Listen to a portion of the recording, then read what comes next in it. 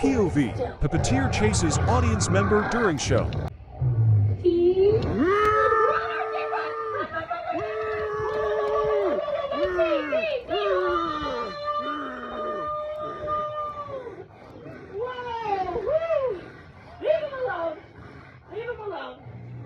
Man, that was a close one. Let's give our volunteers a big hand. Woo!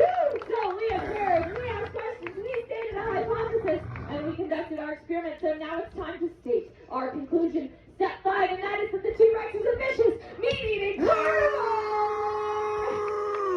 So you guys, I want to see how vicious you guys can be.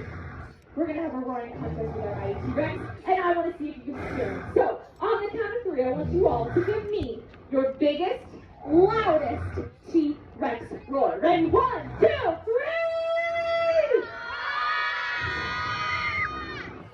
Okay, T.